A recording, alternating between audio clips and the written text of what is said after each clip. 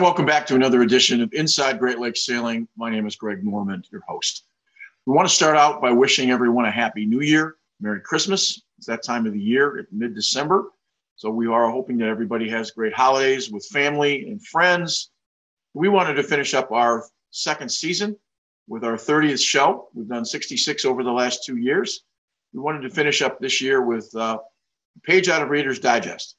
In that old magazine that you'll remember, if you're old enough to remember as like I do, that Reader's Digest had a unforgettable character section. It was always a story or a tale about somebody that had touched somebody's heart. We're finishing up this season with conversations with Mike Williams from Crescent Sail Yacht Club and Duane Burgoyne, who is with North Cape Yacht Club down in Toledo. And of all of the people we've interviewed in the 66 shows, these are two guys that I've gotten to like, gotten to know. And I think after this interview, you'll understand why we've called them unforgettable characters. Mike's involvement with leukemia and all of the programs that he's done with that organization for Gary Jobson. Duane Burgoyne has spent a lot of time doing all kinds of charitable work for sailing. I just think you're going to find this an interesting conversation. It might be a self-edification program for just me, but these are two guys that if you've ever come across their paths, you understand why I'm interviewing them. There's not better souls in our area that related to sailing, and I think you'll really enjoy this conversation. If you've enjoyed the show, we hopefully that's been fun to watch. We're going to bring a couple of things back in January when we start our third season with maybe trying to raise some money for a couple of organizations, Challenge the Wind being one of those organizations.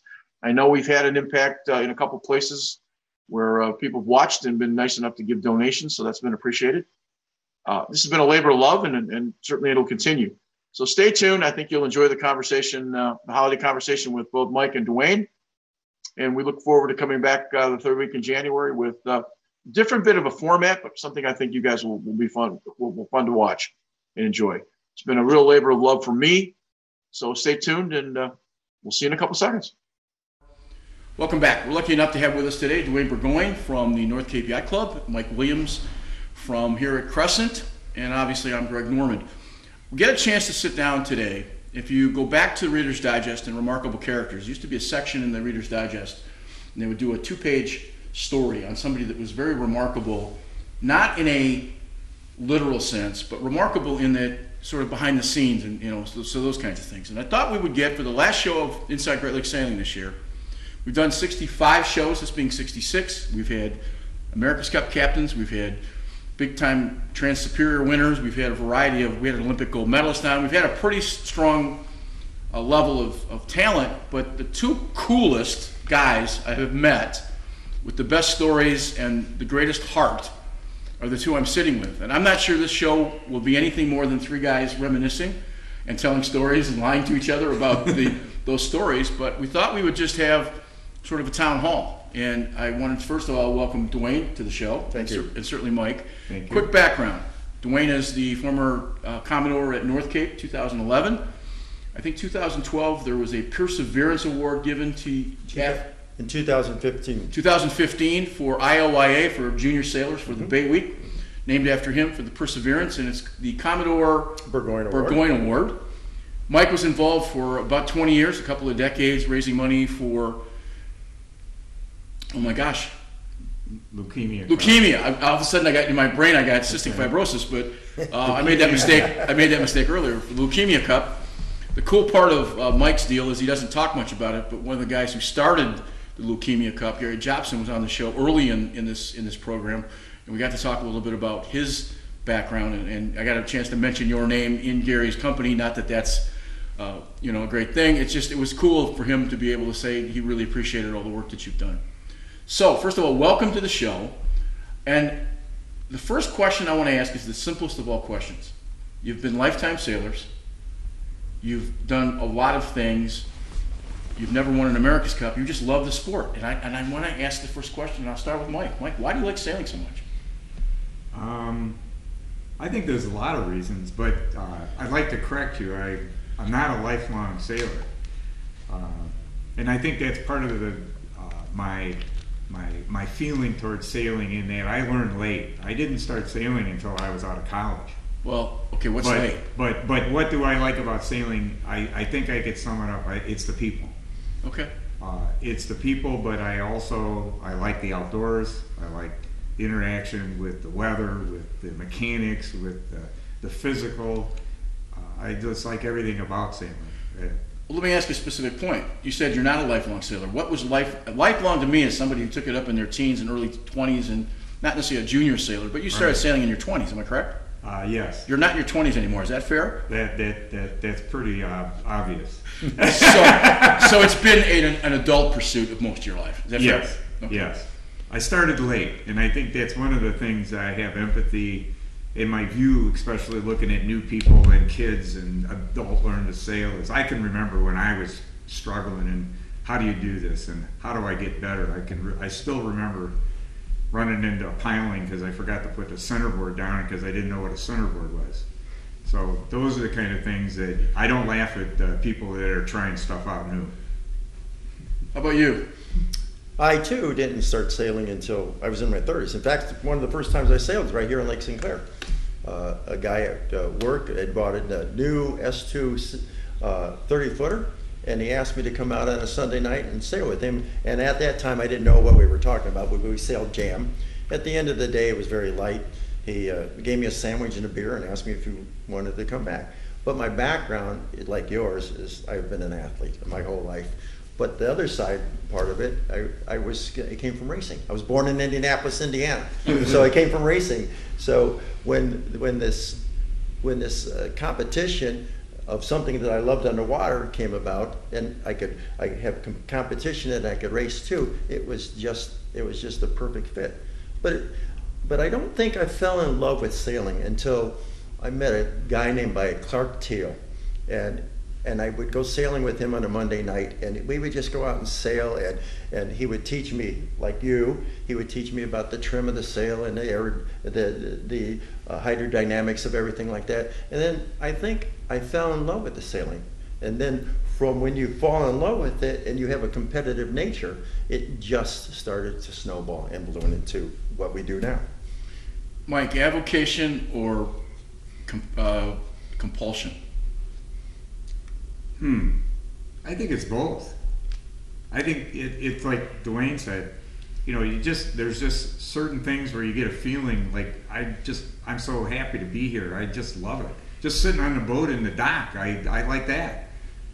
Okay, let's go do something. I'm a little active. I don't like sitting still, so sailboat's a good thing. Do you involve yourself in sort of calendar watching after the first of the year to know that there's 56 days to splash or 47 days to splash out? Do you do that at all? Oh, absolutely. It's funny is at this time of the year, most everybody is out getting ready for Christmas and getting their Christmas presents.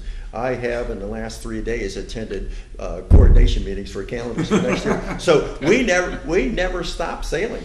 We never stop sailing. And then here comes Christmas Day. Most of the people on Christmas Day will be enjoying with their family and everything. My wife Dar and I will be sitting there getting ready for the Sydney to Hobart races. We sit there watching on TV. So, sailing never stops. Right. I think back. I've got 2 new pairs of Blizzard skis hanging in my closet because I was a Fisher guy and I got signed with Blizzard. Some of the slopes opened last weekend, and I wanted to. When I was 19 or 20, I'd be the first guy in lift. It didn't matter if it was gravel. With age, gives you some smarts. Maybe is the wrong word, but at least gives you some temperament. I'm more than happy to get up next week when it gets a little better snow. But I know you guys don't feel that way about sailboats. You feel as giddy at the ages that you are that you did when you started, earlier part of your lives. Is that a fair statement? Oh, for sure. Yeah. Why? because it's just there? I think it's a couple things. At my age, but I actually prefer to surround myself with younger people because I feel like I'm in a mindset the same as them.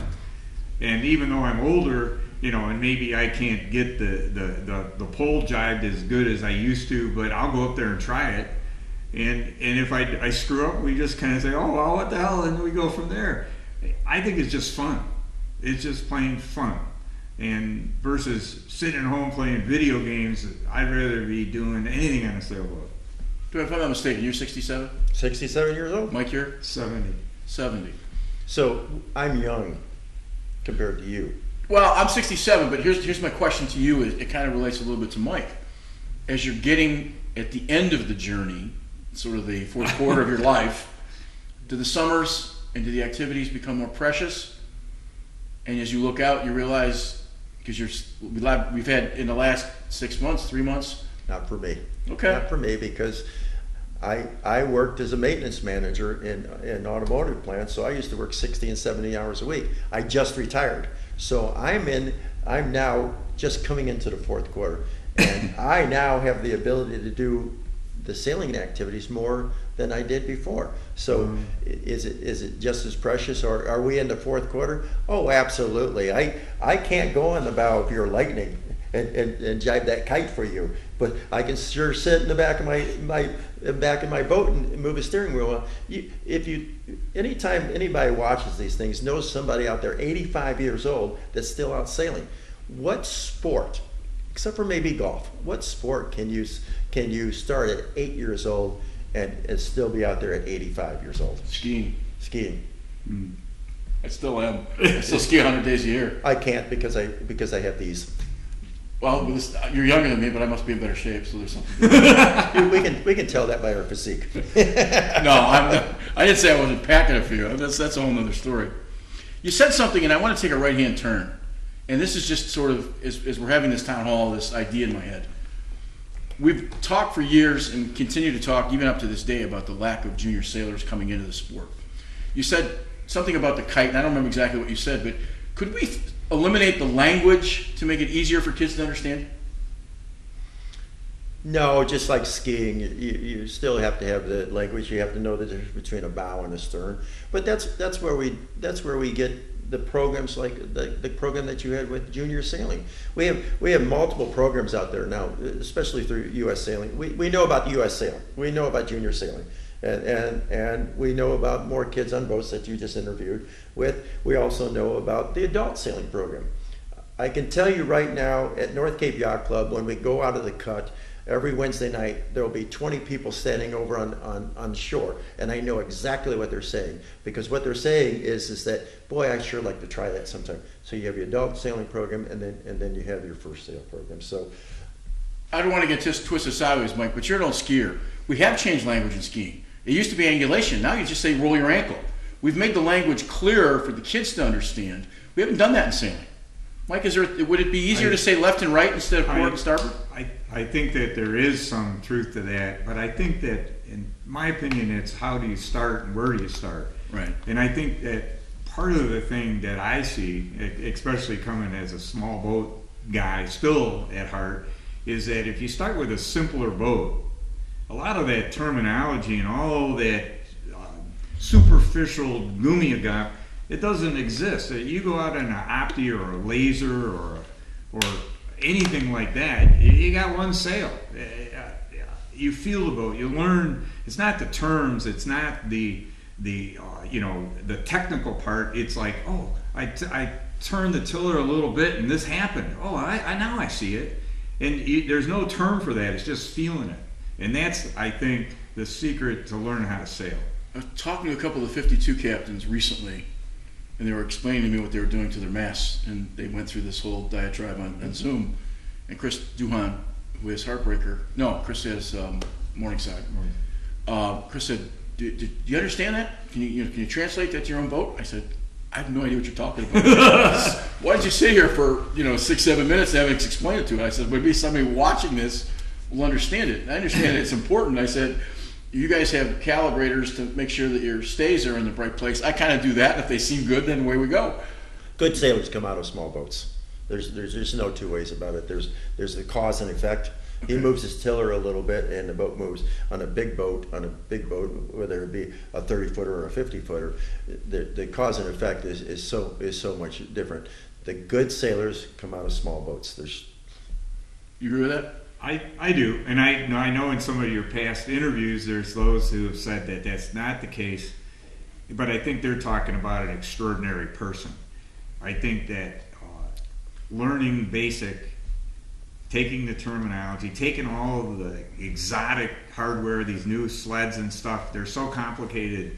I think it compounds the learning curve, and it actually discourages people. There's like the pinnacle of the people that can do that stuff is like minuscule. Right. But if you go down to the bottom, and I'm somewhere in that bottom, that big wide, I just having fun. Right. And I don't want to have to go and take a naval architecture PhD to know how to sail. I want to go out there and just do it. And I think that's the key to getting new people involved. I asked the question about language because I think in coaching and in sports in general, for that matter, even just general writing, we're trying to get closer to the truth. And when you strip away all of the adjectives and all the other kinds of things, it's not very something. It's if somebody's, I'll use myself. I'm not very large. I'm fat. So you see my point? And if we cut the language down, it changes. If it's windy, there's just so many words that the least amount of words makes it easier for somebody. Mm-hmm. But I'll use your example of small boat to big boat. I think guys that like to go out in 30-knot winds had a lot of small boat experience. When I see 30-knot winds, and I came to big boats early and didn't sail. I sailed the Sunfish for a few years as a kid, but never took it seriously. I'm a little more apprehensive than somebody who's had that small boat experience, because I'm just not sure. I don't want to roll a 10,000-pound boat over and have to worry about getting it off the bottom of the lake. So I think there's a great truth to that. Mm-hmm. Absolutely. But the being comfortable with that comes back to being on all those small boats and knowing where that fulcrum is. And sometimes boats go over, but it's a lot easier for a small boat to go over, obviously, than a big boat. And time on the water too. I mean, you don't step in a small boat and go out 2 times and you're an expert. I mean, I've been sailing lightnings for a long time, and I go to these regattas, and my performance is probably in a spiral downward. But there's hardly a time I go where I don't learn something, and that's one of the beauties of the small boats.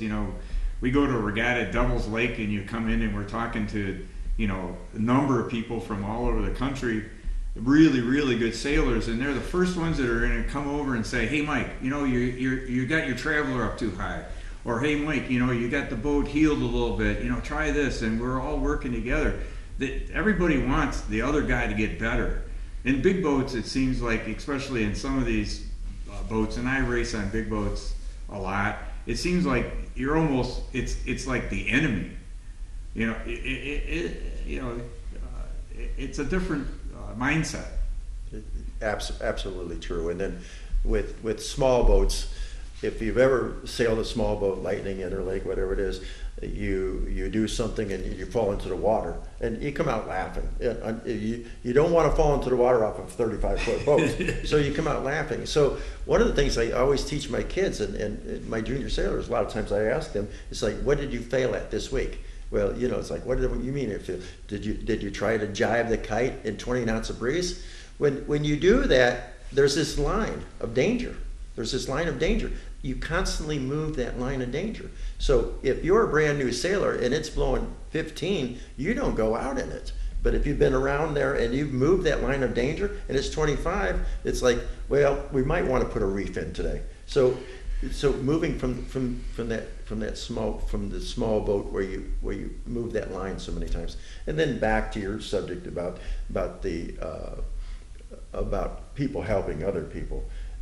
This is a sport, and I come from auto racing, of course. This is a sport where people come off the water in a Lightning or whatever it is, and they help you make you better. And even when you have a national championship, you may have a Skip D-ball come in and have a debrief with everybody, and talk about, well, today I went out and my Stroud tension was this today. So they're always telling you how to get better.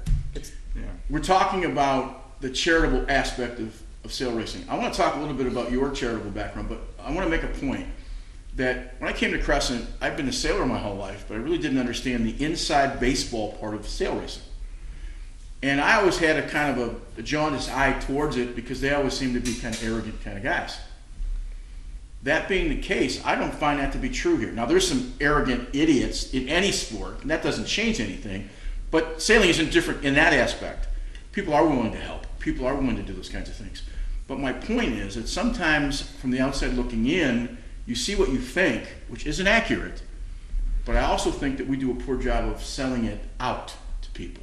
And I think if we sold it out to people, there might be more people in boats. You're absolutely right. And that's one thing that I've experienced as I'll call myself a needy sailor. I need to know more. And I still say that. But if you look at the Crescent sailors, or you look at the Bayview sailors, you look at the North Cape sailors, you look at the Devil's Lake, the best sailors that I know are the nicest, most helpful, not egotistical, I'll help you in any way, and it's 100% genuine. And that is something that I think is super unique to sailing. Now, maybe there's guys that do that in skiing, but we're sailors. So to me, the ones that I see sitting at the bar bragging about how great they are usually not the good sailors. That's, if they're trading spit with their buddy, that's a different thing. But I think that by and large, the sailors that are the best are usually ones a lot of people go, oh, you won that, you did that, oh, I didn't know that. Absolutely right. I mean, you can go all the way up to the level of Melges.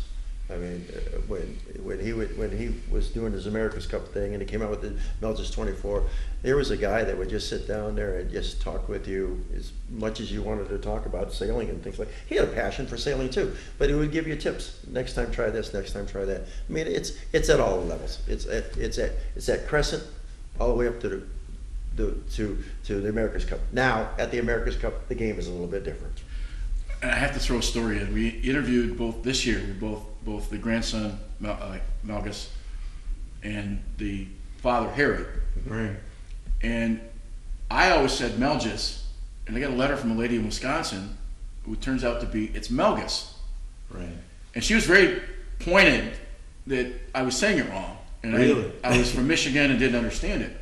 So when they were both here at Crescent for the J20 for the Melgus 24, Nationals, yeah. I said something to the dad. I said, I apologize when I've been talking to you. I've been saying the wrong name. He said, do you have any idea how many people mispronounce my name? He said, it's not something I worry about.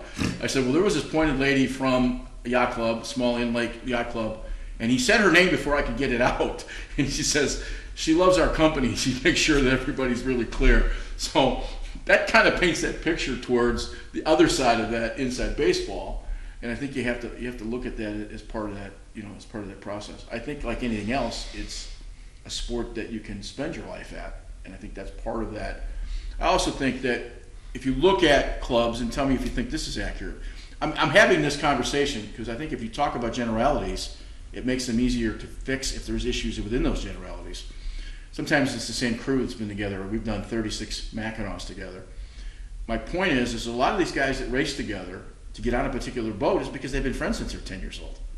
No different than any other situation. And I think that's the cloistered aspect of maybe not being able to fit in if you're the new guy. I talk all the time, like you and I have talked about 100 times. Let's go out and sail. We've never been on a boat together. Right. But how many times have we said, let's get out and sail? Yeah. Because you're used to, because you have the people you're comfortable with and the rest of it.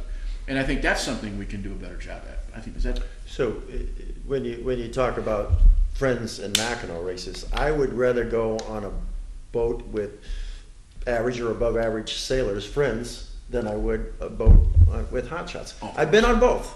And I have to tell you that all stars don't win all the time, but a good friendly team will usually win. And if you don't win the Mackinac race, you had a good time. And you anyway. probably had more fun. And you probably had more fun. The reality of it is getting up to Mackinac it's about the fun part of it. Right. We're all trying to get to the pink pony somehow. Let me bring it back to the both of you. Mike, we'll start with you a little bit. You spend a lot of time raising money for Leukemia Cup. You've sailed, as you pointed out, you come to this a little bit late, but you're very competent, very accomplished sailor. Why the charitable part of it, and where does that fit? And does it fit in the rest of your life? The same kind of attitude? I'm guessing it is, because what I know of you, the heart's the size of Montana, and maybe speak to that a little bit.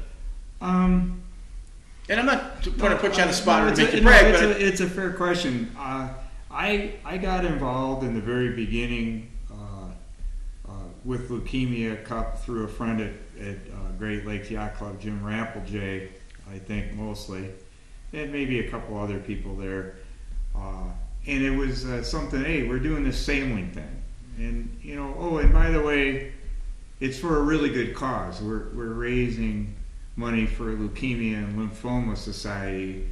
And I think almost everyone here has got somebody that's had effect of that, and it's a horrible thing. So it was a unique situation where I get to go and do something that I really have fun with. I love sailing. Well, we go out, like we haven't gone out, but let's go out and do this. Oh, okay, that sounds like a really stupid idea. Yeah, let's go do it. So here we go. We got a bunch of people that are sailors, and we're getting other sailors, and then we're having a fundraiser, and we're going to turn it into a fun fundraiser. We're going to get our friends to get involved, and then we just keep expanding it. So I didn't get into leukemia and lymphoma necessarily because I said, okay, I got to go raise money. Where am I going to throw my dart? It was like a package deal, and as I got involved in it, I liked it more and more. And there's some politics and there's other things with everything as far as organizational and this and that. But I think that it was a perfect fit. And Gary Jobson, I know you covered him in his unique situation where he was starting the thing, raising money for a buddy of his that was super sick, and all of a sudden it took off and it went nationwide. And I would say that Gary started because he had a personal friend, but from there he liked sailing and he liked the cause. Well, Gary's case, he also had the disease. Yeah. So well, that was long after he was involved, though. Yeah. Did your motivation go stronger as you got involved in that charitable event? Yes. Because you saw what good it meant. What I saw was the true giving that the people have, because there's always some rich guy that, oh, hey, I owe too many dollars in taxes. I'm gonna write a check to 10 grand to somebody so I can, save them tax money. I don't talking about that guy. I'm talking about a guy that he needs a new winch for his boat, but he gives $500 to leukemia because he thinks that that's a great thing. Yeah. And I think that's what it was. And then as I got more involved and I got involved and had the idea of bringing the kids in, that's where I really I felt like having the Christmas party, it was wonderful. On the scale of winning races and working with Leukemia Cup, we're in a numerical value, where does it stand? Oh, well. 1, 2, 3? Depends on what race you're talking about. Winning. Fair enough. Yeah. I'll let you think about that one. I had a chance from video that you'd sent. I was supposed to come down and cover ILYA's Bay Week, the junior racing. I don't want to anger anybody from other areas in the Great Lakes, but I think your junior sailing week has got to be the biggest in the Great Lakes. It is probably one of the largest in the Great Lakes, and it's a culmination of what we call the Traveler Series, which is kids from North Cape going over to Erie one week and to Cleveland the next week. So it's a culmination of all that. The kids qualify to come there. We average anywhere from 130 up to 180 kids that have qualified to make it to the event. Wow. From that, 2015, there's a Perseverance Award, which is kind of raising money for leukemia. So You don't get that named after you unless you've done some homework prior to that. So talk about where your heart and sailing kind of mix, and maybe the only one that knows is your wife, but the reality to it, that's not true because you've got a trophy named after you. That's not true in Mike and I's case. I think every one of us sitting here looks at the future of sailing, and we look at the future of sailing in that 8-year-old or 13-year-old's eyes. And when the opportunity of the Perseverance Award came about, was we watched the kids that came out there. We're talking about that line before as we moved that right. line. It came out there. We saw a lot of kids who came out there, and their eyes were just opened up to 130 kids out there. And maybe they were on a laser, maybe they were on a 420, and they're in the big waves of Lake Erie or Put Bay, and some of them are just really get pretty nervous about that, but they want to keep moving forward. I think if you think about the Burgoyne Award, I think if you look at what it says on it, and let's see if I quote myself properly here, no matter how high the waves or how hard the wind, the final victory will be in perseverance. So last year was a perfect example. On Wednesday, at Put Bay, it was windy and it was wavy, and there was some kids on the 420s, and I think they were 13 or 14 years old. And they went out there and they just had a terrible day. They were scared and so on and so forth. They came back on Thursday morning and they didn't want to go. So with a little bit of coaching and a little bit of talking from crew member to crew member, they went out there. The beauty of this whole story, and everybody loves these happy endings, is they went out there and they went out. They took that fear and they went out, and at the end of the day, the very last race of the regatta, they won. So they win the race. They come back in, and then we gave them the Burgoyne Award, and there was huge smiles on their faces. Somebody picks up the phone and calls you and says, "By the way, we're naming this perpetual trophy after you." What goes through your heart? Oh my God, you just become amazed. I mean, I'm an emotional person anyway. Let's just say tears. So especially when I'm long gone and they can't say Burgoyne. So when I'm long gone, they can't say Burgoyne. They'll say it's some award. Do you think people realize how much it meant to you? I think so. My close friends and even the kids who get it, once they meet us or learn about us, and maybe they didn't know Commodore Burgoyne because it was 6 years ago. It's like, oh my God, you got that trophy. That guy's the coolest guy in the world. So it means a lot. Did you guys both learn charity growing up at home? Did we learn charity at home? I think absolutely. I don't think we do the things we do at our ages if we didn't have a pretty good. Get brought up. Yeah. It had to come somewhere because not everybody does what I think. I mention it because I say I've been inducted in a couple of coaching Hall of Fames for a couple of sports, and I get the call. It never dawned on me I'd ever get in it because I always have a big mouth, and sometimes my mouth is my worst enemy. That said, you get the call, it kind of brings you to your knees because you realize that the work mattered more than the politics or the fighting you were trying to do to make the sport better. I learned it at home, and that's what I'm asking you guys. I think to some extent, didn't you learn it? That charitable heart, didn't you learn it at home? We all three sitting here have a gift, and that gift is coordination of people and efforts to be able to give back to something that we love the most. And because of that gift, we give back in the charitable contributions like that. So I think that's what it comes from. We take those natural gifts and we give back to the thing we love the most. All right, so let me take it back in terms of leadership as it relates to those gifts. You guys are both Commodores. Sometimes a thankless job, probably more often than not. And I'm not again. If you've got 250 people or 300 people at a yacht club, most of the guys are probably going to be semi-alpha. And you're not going to please all the people all the time. You got to do what you can. And I don't think that's an unfair statement. Mm. So talk about the charitable part of being a Commodore and what you learned and how that helps maybe in other conversations with other Commodores, because there seems to be a pretty tight-knit community within that group. And even, former Commodores have lunches and dinners and the rest of it. So you guys must know something that we don't know. So kind of speak to that a little bit about what it's like to be the yacht club and be the guy running it that year. I think, you want me to start? Yes. When you go up through the flag, or you start with the board, at least at Crescent. Then you get onto the flag and you work your way up. So by the time you're Commodore, you got 6 or 7 or 8, depends on what committees. There's a lot of time involved. But you're right, when the day comes when you shuffle over one's chair and you got the gavel in your hand, everybody's looking at you like, okay, now what are you going to say, you know? And in my case, a lot of people were probably going, oh my God, what is he going to say? So we still say that, Mike. That's all right. It was true. But I do recall, and there were a number of people in the Crescent, probably like a lot of clubs, it's like a family. And the older guys, the past Commodores before you, they were kind of like your dads, like your grandpa.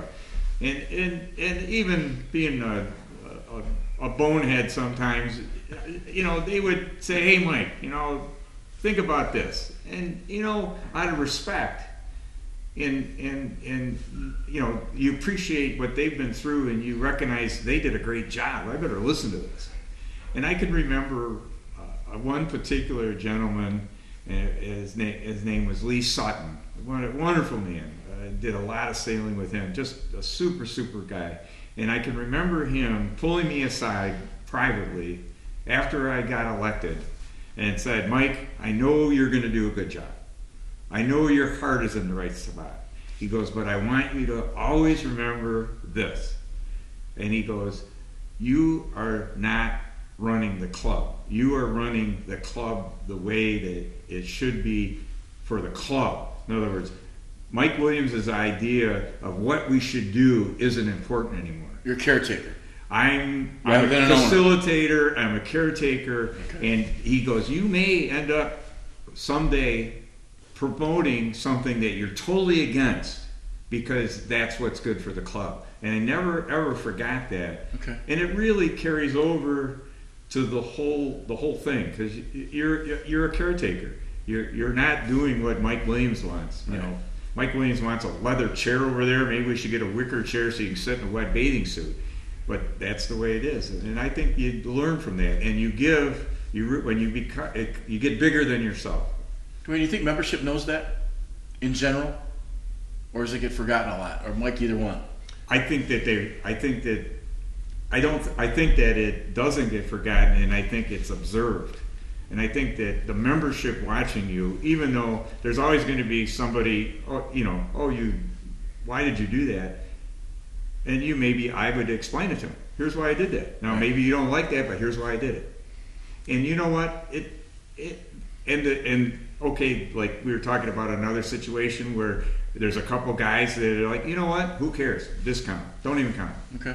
I think you're absolutely right. You become a caretaker of the club, and become Commodore. You've got to be rear and vice. And when I took over the club, in my speech when I took over the club, I said, all I'm doing is taking over the helm of the club, because if this was a Mackinac race, if this was a long distance race, somebody has just handed me the helm. This is the direction of the club. So you're just. I love the sailing metaphor. Yeah, perfect. It's a temporary job. You get it for 1 year, and so you do the best you possibly can for that club. And the theme we had in 2011 at North Cape Yacht Club, and it's a slogan. It comes from U2 football. It's called. They have on their shirts it says "See you at the game." Well, we adopted "See you at the club." We wanted more members to come to the club. We wanted to have regattas. We ran 3 national championships at the club that year, and we ran like 13 other regattas. And during that year, I realized in the middle of the year that "See you at the club" probably wasn't the right idea in the middle of the year, because we were wearing all of our volunteers. Well, lo and behold, it's like childbirth. You forget about it. And then in November, I got to go, and Gary Johnson handed me the award for Yacht Club of the Year for U.S. Sailing, and all was forgotten. All was forgotten. That's very cool. So the reality of it is that you're just taking over the helm and for the 1 year, and it's a temporary job. Do all clubs operate the same, you think? Absolutely. All yacht clubs? Yeah. No, I don't think they do. Oh, I think they I think absolutely. the ones that we like do. I think they absolutely all are the same because when I come to Crescent Yacht Club, it's the perfect yacht club. But the reality of it is that there's a lot of people who want to go different directions. You and I have talked about it, and we do another metaphor, a sailing metaphor. Typically, a yacht club has a goal. If you would look at that goal as the windward mark, you have a goal, but you may want to go into a port tack for that goal. I may want to go into a starboard tack. Most of the members agree to the goal. They sometimes disagree on the path to that goal. So that's where you have your cross tacks. The only background is a coach. You have to take a bunch of people in a direction down a road they may not want to go. You've been down the road before, so you know it's easy to lead because you know what the result is because you've been down that same road. A Commodore, unlike a coach, still have the same leadership skills, but take it down a much bumpier road because a bunch of people do know what is down that road. And that becomes the point I was trying to make about membership, is that sometimes we might be critical of that particular membership or that leadership. And they've made some decisions in the boardroom that may differ from our own. And we either should ask the question, but no, we tend to be petty and sort of stand on the side and point fingers and say, you know, such and such and such and such. That same kind of thing. I don't think that's going to change at a country club or a yacht club. That's the nature of the beast. And that's why I was asking the charitable part, if you're charitable, then you got to it has to kind of leave your brain. Is that a fair? Yeah. Right. I mean, it's like growing up in a family. You know, you have a brother that does this, and you put up with it. You have another brother, he likes to do this, and maybe you don't let you put up with it. But I think that, back to your comment, see, I don't really look at Crescent as a yacht club. Yacht club to me has a bad connotation. And I think, to your point, I think that if you are truly a yacht club, and I won't name any, but it's obvious where they are. I mean, we're not worried here about what the ideal temperature of the pool should be because you got guys that want to go in and soak and you got guys that are swimming laps. That's a whole different animal, and I think that type of a club is totally different than my club, and I think that separates, and I think that's what makes Crescent a better place. To his point, is that we kind of have a goal and it's very similar. Whereas if you have a big yacht club, we're not worried about the tennis players and the paddle board. There's the power boarders, the sailors. We're more a cohesive group. Now we're all individuals, but we're all going towards that windward mark. And we could argue whether you're port or starboard or lifts or knocks, but we're all going that direction. I think that makes it a lot easier. But heaven forbid we call a harbor a marina. Right. If you call it a marina where you might have come from, and you don't call it the harbor, somebody's going to point you out. So that it kind of eats in a little bit to the foundation of what you're saying. I'm not suggesting that the language isn't important, but in this case, it really is because it has a certain level of expectation. You were going to say something. When we talk about Crescent and North Cape, we're very similar to yacht clubs. It's just we've all categorized three types of yacht clubs. There's a yacht club where everybody mows the grass and paints the fence and you have your work hours. And then there's a yacht club where you walk in and you have your dinner table and you have your little flag on there and things like that. Crescent Yacht Club and North Cape Yacht Club are in between the two of us. We're sailing clubs. We're sailing clubs and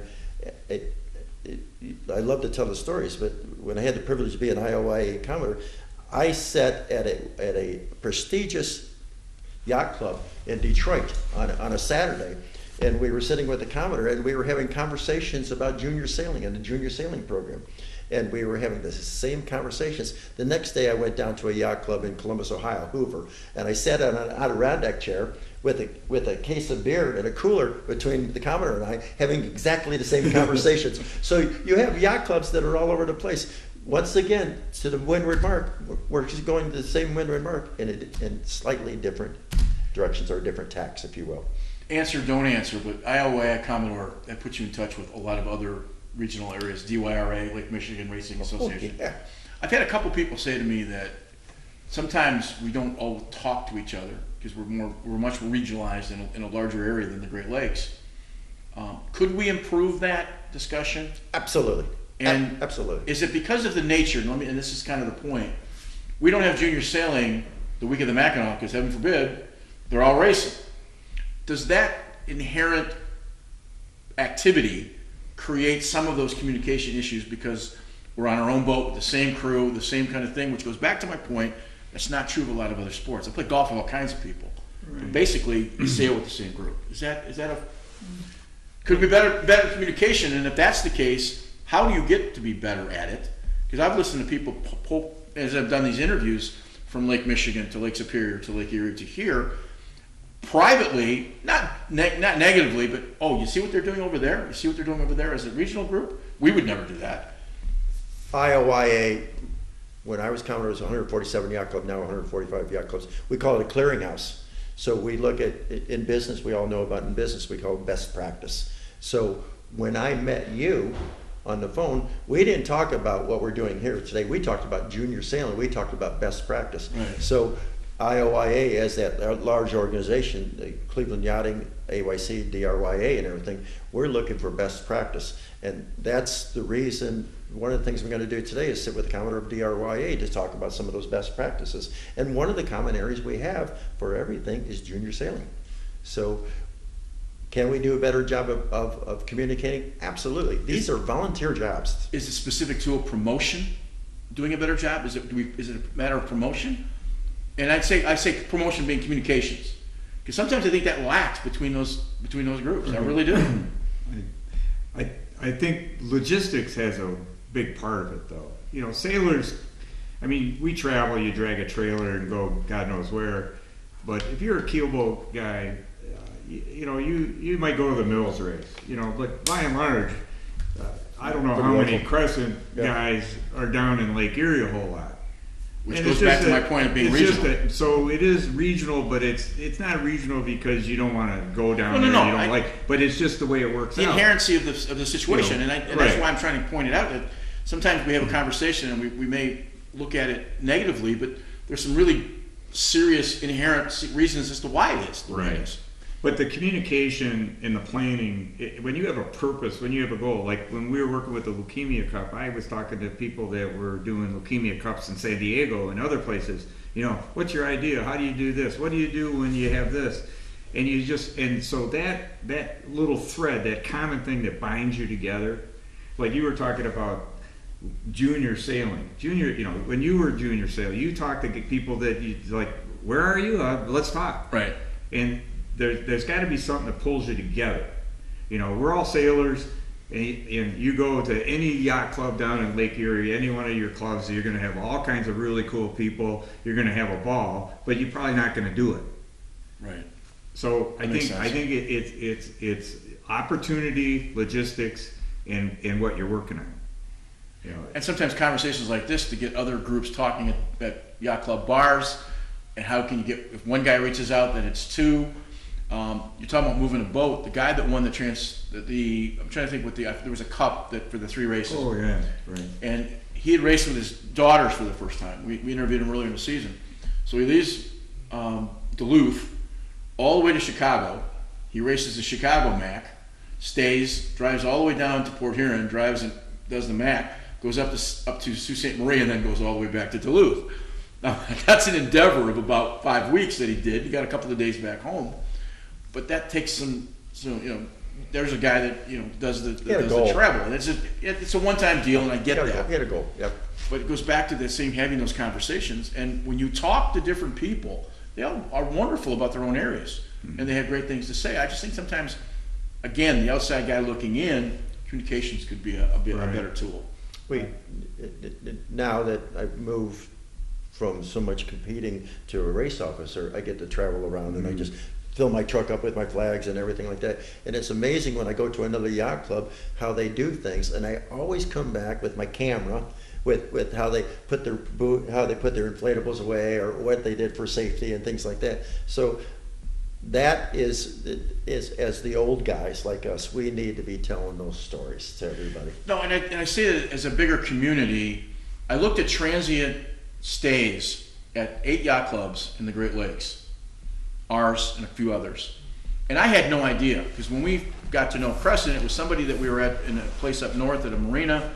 They were at Bell River. We were next to them. They said, you got to come to Crescent. We just joined. We got a free night. We loved it. We joined the next day. But it turns out that between 8 yacht clubs, there was that, this is last summer, not this summer, but the summer, the year before. I understand it's a pandemic. But even in 18 and 19, there was like single-digit numbers of transient days that people stayed of these 8 yacht clubs. Mm-hmm. So we're not traveling from club to club, and these were spread out. These were, Traverse City, Harbor Springs, all the way down to here and into Lake Erie. We don't travel like, and you've basically been going place in the Great Lakes and belong to an organization like this and stay for free. Mm-hmm. We don't take advantage of that. And that just sort of got to my brain about the idea of regionalism and not taking advantage of all the other rules. Yet there's a rule that I can't go from Crescent to DYA, which is, I'm guessing, 8 or 9 nautical miles, because it turns out that if I want to stay at DYA, the rules are that I can't stay at the Troy Yacht Club. I can't transient there unless I want to pay the full rate, because why would you go 7 miles to go someplace else? So there's rules that hinder travel for short distances, but we don't go long distances. I just found that to be interesting. Mm-hmm.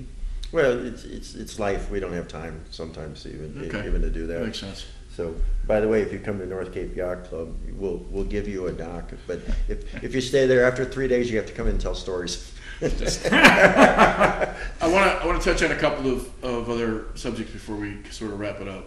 Racers and cruisers are like Episcopalians and Baptists. I don't know, it's a bad example, but they don't necessarily see eye to eye on some things. And I've asked this question in almost every interview we've done. Do you cruise at all, knowing that they're racers? And it's almost like I've said a bad word. And they kind of look at you like, are you kidding? You don't know the difference? And apparently I'm still that newbie enough in terms of that world to not necessarily know. So talk about your racing experience, talk about your cruising experience, and maybe some humor of what you see the overlap. Oh, Lord. I'm a racer. Probably, unless there's some extraordinary event, I'm probably racing 95% of the time I sail. But that being said, to some degree, and I always joke about the Mackinac race, but to some degree I kind of look at the Mackinac race like a cruise. And the reason I say that, and we touched on it, you could be with a boat full of rock stars and everybody yelling at each other and this and that, or you could be with a bunch of buddies and saying, oh God, we're last place, this just sucks, but we're having fun, so who cares? And I think that like the navigation, figuring out where you are and stuff like that. On the other hand, I've had the opportunity to do some things, moving boats, from Annapolis to Florida offshore. And I've done that a few times and things like that. And that's really fun. But it's a different kind of fun. Figuring out where you are, the charts, the Gulf Stream, or where are we? Are we running into the, what's the weather pattern? And it's all like, and it almost turns into like a race mentality when you're cruising, because, okay, we got to get from Annapolis to Vero Beach, and if we get there soon enough, we can go and hang out in town for 2 days because we don't have a flight out for a couple days. So let's try to get there real quick. It's just kind of fun, but I have no problems with somebody like you do cruising mostly. I don't look down at you at all. In actuality, if you're out cruising with your wife on your 35-foot boat and you're out on Lake Huron trying to get to where Harbor Springs or something, and you're out there and it blows up to 40 miles an hour, I take my hat off to you versus me on a race boat with 9 guys and we're trying to figure out how many sails we can break. I'll come back for a second, but I think there's another category of sailors besides cruisers and racers, and I'd have to say, I downloaded my auto helm stuff at the end of the year on a flash drive, just to look at the chart where we went, and it's almost embarrassing to look at it. It's literally out and back and out and back and out and back and out and back. So it's not cruising in a traditional sense. A casual sailor would probably, I say a casual sailor having been down to Crescent 96 times this year out of the summer, that's a lot of days. So maybe a full-time club participant and maybe a casual sailor. And I think there's a large percentage of folks that are like I am. They get out a couple days a week, they go out and sail, they go out for an hour, they come back for an hour, they may take a 3-hour cruise. And I think there's a lot of people in that world that sometimes get lost too, because they don't have not that they have lack of passion for sailing, but they don't have the desire to want to be able to race. And I think going on a boat all the way to Hawaii and not being able to get off at any point, sleeping on a cot in hot weather, is insanity? Yeah, well, it's not insanity, but so a little bit about cruising and racing with you. So we're working on the transition now, because we've gone from hardcore racing to on Wednesday night we do jam racing with whoever's on the dock, or new people or young people or something like that. And the boat is now being modified after I've retired. The boat's starting to be modified to go cruising. In fact, last year I had a Harkin furler on the front of my boat that I never used. And last year I put a furling sail on it, rolled it up, and took a picture and sent it to my wife. I said, "Have we just crossed over to the dark side?"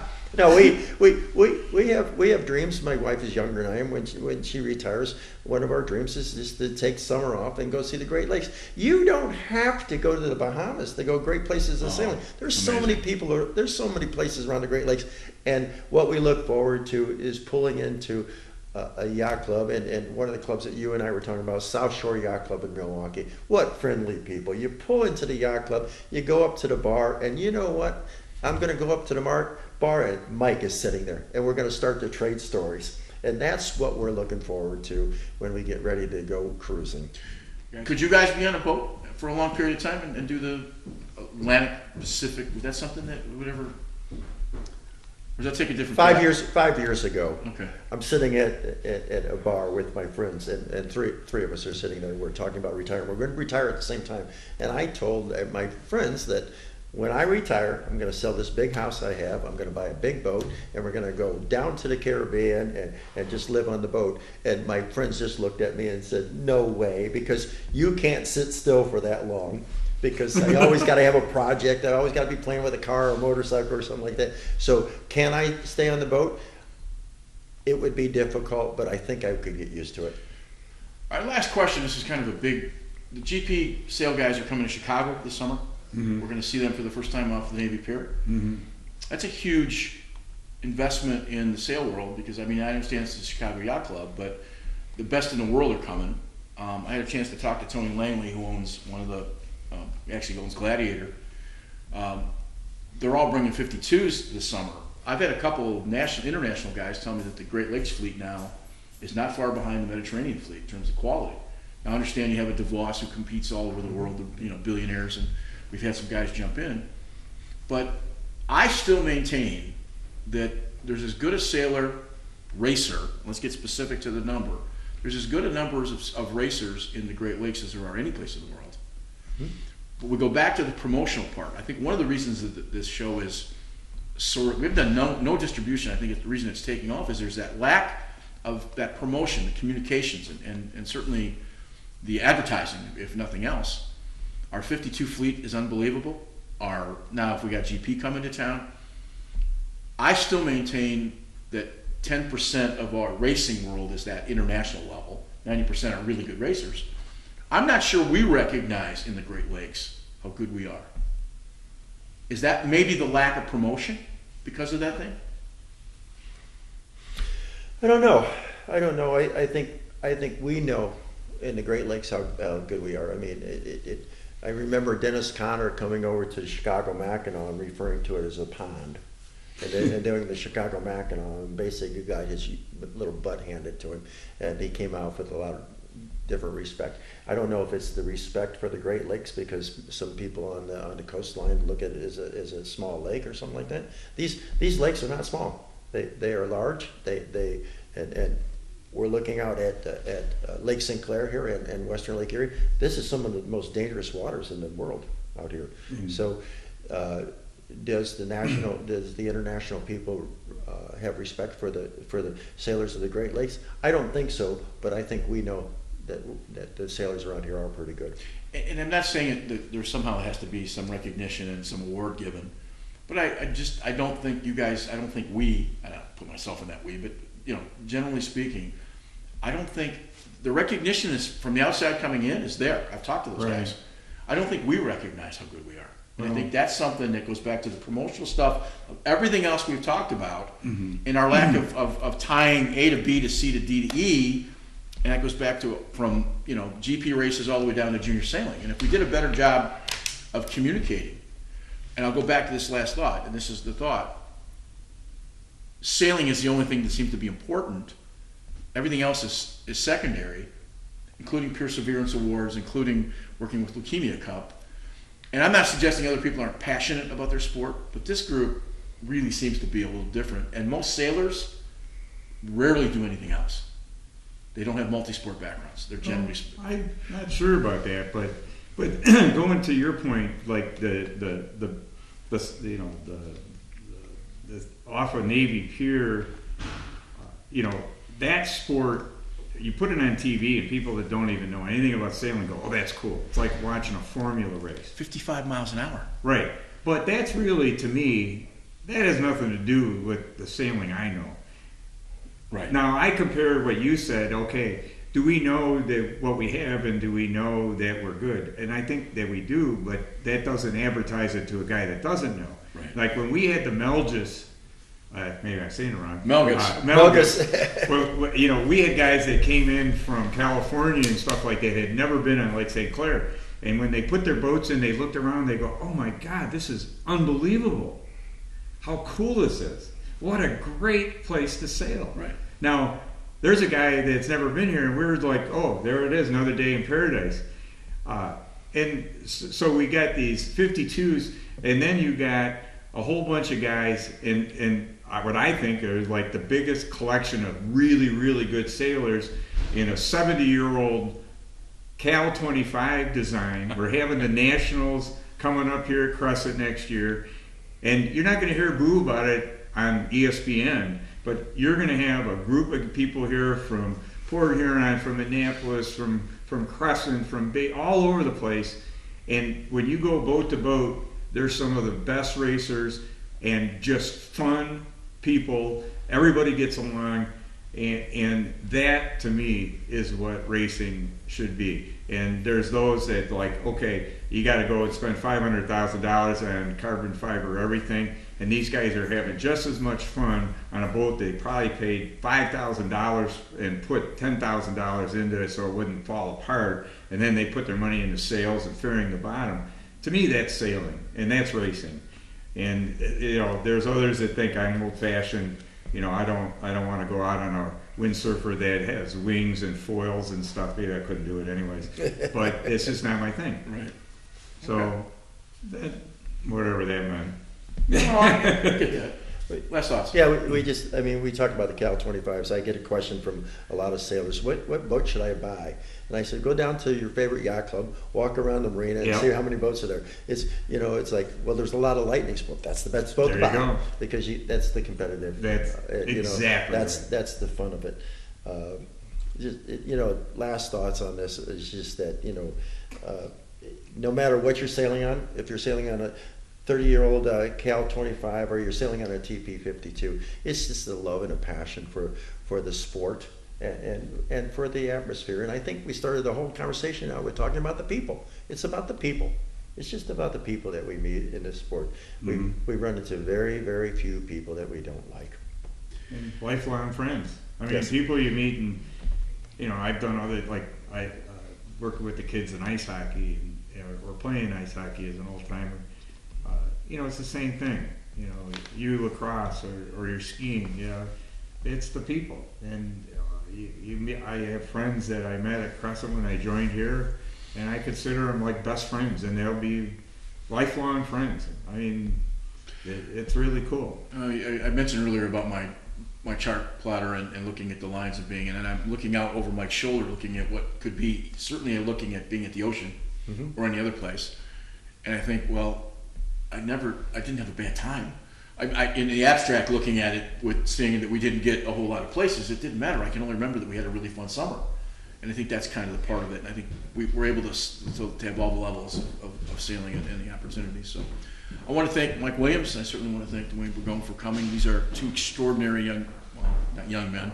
Yeah. These are two extraordinary men that right. We're not dead yet. I've had the great opportunity to get to know them and to get a chance to spend some time with them. And I hope that the passion that they have, I hope we cover some subjects that matter.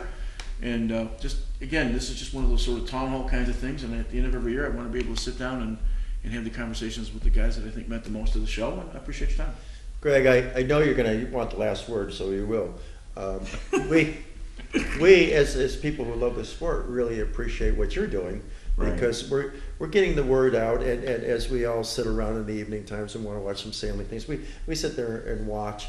And I can't tell you some of the people that I think I knew as friends and things like that. When you interview a Gary Jobson or a Ted Everham, it's just so nice to hear so many things from him. It's because of your efforts that you brought those things to us. Thank you. I agree. Thank you.